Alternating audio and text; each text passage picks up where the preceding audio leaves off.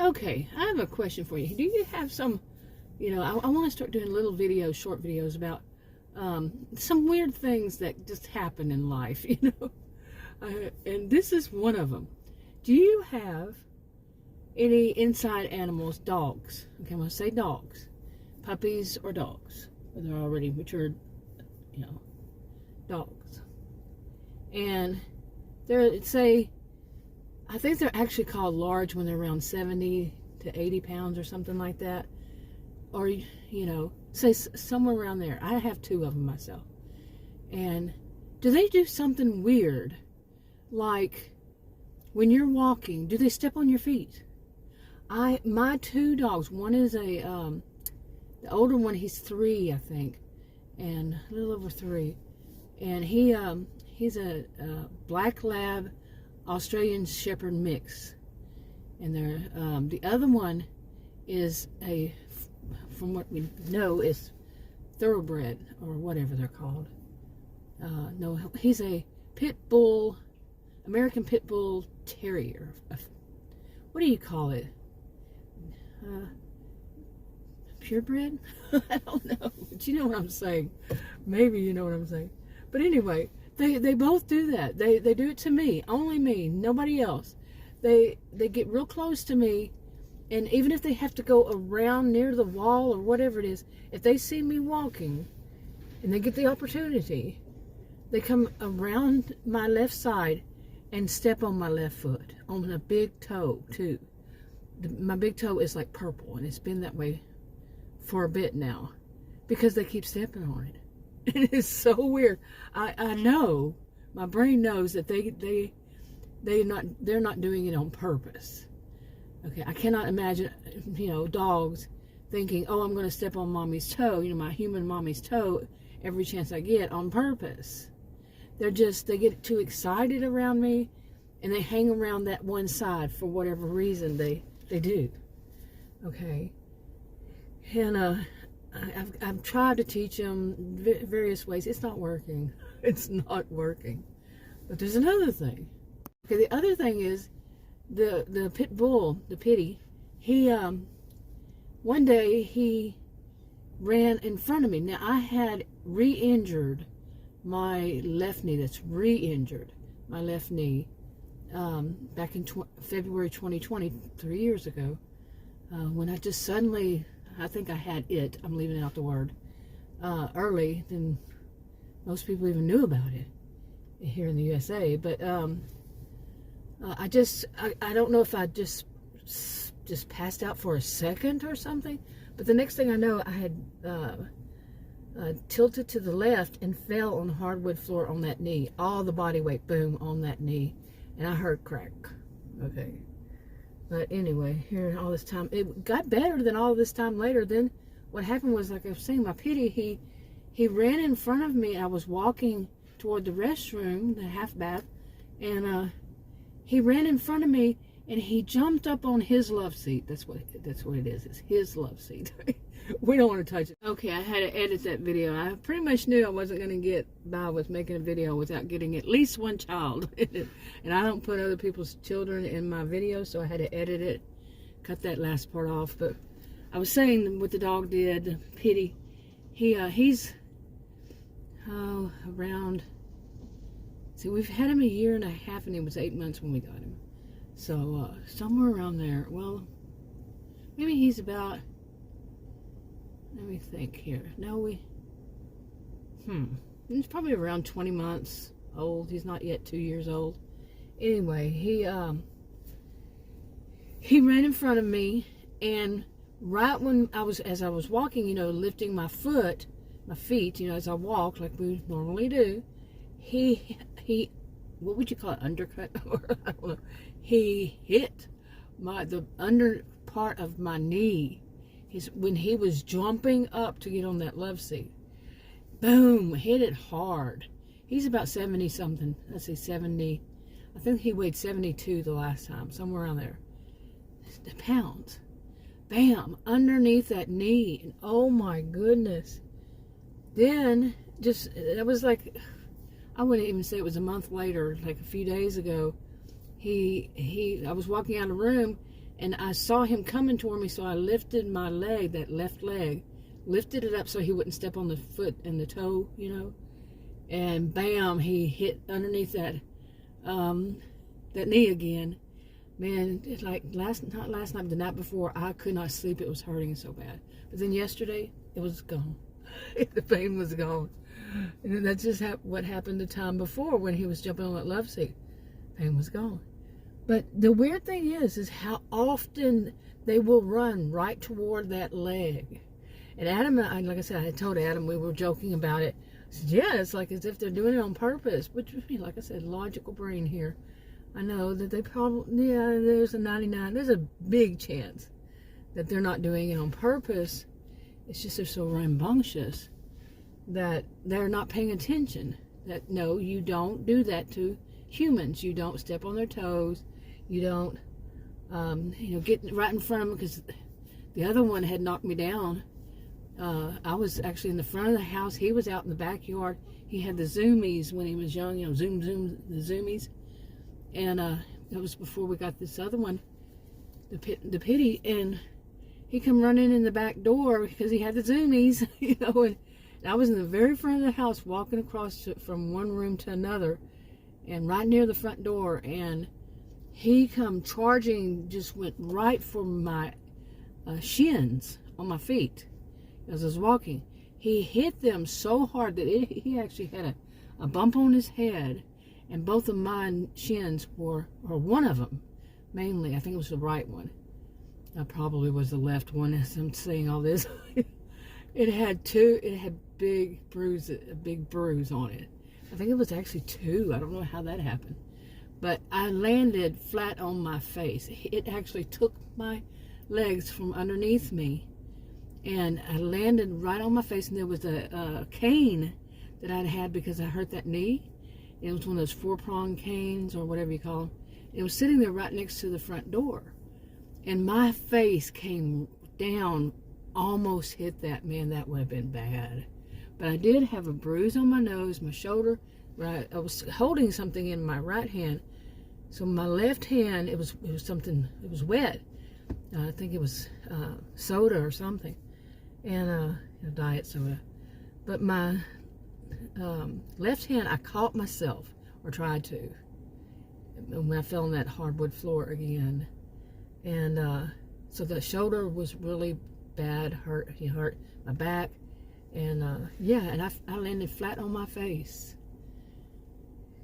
And like I said, it had a bruise across my nose and my eye, not my eye, whole total eye, but up the top of the brim of the nose, and somewhat down the nose.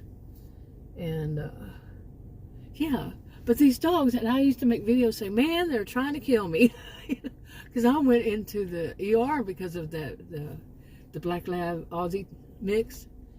I lost my voice, too much dust today, but what was I talking about? Which one? Yeah, I had gone to the hospital ER because what he did was, Adam was leaving to go somewhere, and I don't know where it was, and that dog, we didn't have the other one then, he thought he was going to get to go with him, or maybe that's what it was. He was really excited that he was actually going to get to go somewhere, out front. We call it out front. They love to go out front, and they don't get to very often. And so, in the car, the SUVs, they get to go. And he was all excited, and Adam said, oh, give me a hug, I'm going to take him, whatever he was saying, like, we're going to be brave here, something. And I laughed, and I started to hug him, and the dog, he was young, he was still kind of a puppy. He got ticked off because I was holding Daddy from Daddy leaving to take him out front. Apparently that was his train of thought, apparently, because he got mad, and he jumped up and he hit with full force his paws right on my left side. It's always the left side, on my stomach. And I mean, it made this huge bump that came up right away. And I was like, okay, this is scary. I mean, it was big. It was scary. like the whole side, my whole left side. And so I went to the ER. It was a weekend, of course, that's when everything happens, Friday until sometime Monday morning. That's when things are going to happen, when my doctor's offices aren't open. Or when it gets bad is when the doctor's office closes on Saturday early. It's usually, or there was a doctor's office that only opened till Friday around noon. And it seemed like everything that happened would have happened then. And I would have wound up having to go to an ER. Okay, and I remember calling all kinds of places trying to see, are they open? And they would say, oh, we will charge you right up front a whole lot of money. They were brazen with it. But anyway, he did that. I went to the ER and they said, yeah, it looks pretty bad, but it's just what it's going to be. That's just what's going to happen. That was when I told them, well, I worry about it because I have this adrenal problem and all this stuff. And the young woman that was, I think they don't introduce themselves to the staff. I've never known a hospital staff to introduce themselves, and they're moving around so much you can't see any tag if they have one. And the same thing in doctor's offices. But anyway, they don't introduce yourself, and if like you're there and you're kind of in a shock already, or just wanting to see what's wrong with yourself, then you don't really stop and think to talk, to ask. So they should offer up front, in my opinion. And anyway, she was a little bit smart. Like, she was young, and she was like, yeah, right. They had that kind of stereotype in their head about women like me and my age, that if we, we're overweight, not obese. Obese is bigger than overweight. Some people don't know that. But just overweight, that therefore it's they're lying. They just don't want to diet. It's not true. I have a rare condition, and that hospital that I went to has they did the test the second time and found it. It's a benign tumor on my adrenal gland, and they have the results there. For me, it was years ago. Maybe they don't have an access to it anymore, or whatever. But just the nerve of the way she looked at me, like I was lying, and she said, well, what we'll do a CT, because maybe you have something else going on in there. Her voice said it all. Okay, her sarcasm and all that. So I'll let her. Go ahead. When she gets proven wrong, what's she going to do? Well, she walks in, proven wrong, holding her head down, not even looking at me in the eye, because she was ashamed, if they have any shame left, when they had that kind of smart like stereotypes. And do they have shame left? Do they even have a conscience left? Because really, she should have paid the bill. Yeah. She kind of misdiagnosed me. Anyway, she goes, yeah, it does look like you do. Yeah, you do have that. But they sent me the bill. I didn't pay it. Period. End of story. That's how it works. I'm at my age. Am I worried about my credit? No. I'm not worried about my credit. I'm not worried about that at all, because they did wrong, and there would be proof somewhere, somehow. If not, I know that it wouldn't get down to this. I know, because some people, they think that that life is fair, and I don't. I know that this young woman, if they wanted to take me to court, okay, I would lose, because it's a hospital. But I don't think they will. But I could be totally wrong. They might be that way. And I've never received a bill for it. Seriously. Have not. Actually, I think I received one, or a phone call. And I said I wanted to see a social worker there, because I live in Texas. I'm a homemaker. Do you think I have insurance?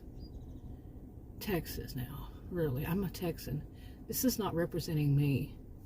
I'm an independent. And I believe, people should have access to affordable care, and not somebody's ego get in the way. Politics get in the way of people's health. Really? God, it's disgusting. So all the people out there that were yelling about it, oh, we have to buy, we did it, and try living where you don't get it. Whoo-wee! See, people who have that kind of thing in them, like me, like I just expressed, I know that life isn't fair. I know that these places get away with this stuff. She got away with it. She got away with her sarcasm, her, it really comes down to a misdiagnose. Because if you're going to have a stereotype and you're in the healthcare profession and you're not listening to the patient who knows, but instead you're stereotyping, and I'm a social and behavioral scientist, by the way, and you're doing that, that's on you, but it's not on you. We live in a world where too much happens, in my world, what I have seen, and they don't have to pay the price for their wrongdoing. They don't. They just don't. And the person who usually pays for it is the person who was wronged. Boy, I went way stream of consciousness with this one, didn't I? But the thing about it is, like I said, I have not received a bill. When I really think about it, I don't think I've received a bill, because I remember while I was in there, I said, I want to see a social worker here. I have no idea how anybody sees a social worker if you're just a regular person. I'm not on Medicaid or anything like that. Even though I have that, they've proven that. This was the third time, plus other tests and all this stuff, and seeing these professionals. But apparently it's not bad enough to be on Medicaid. This is Texas. Didn't I say that? That's my sarcasm, but not really. Yeah.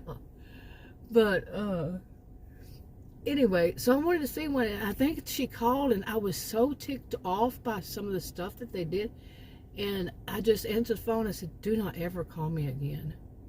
And that's how I answered it.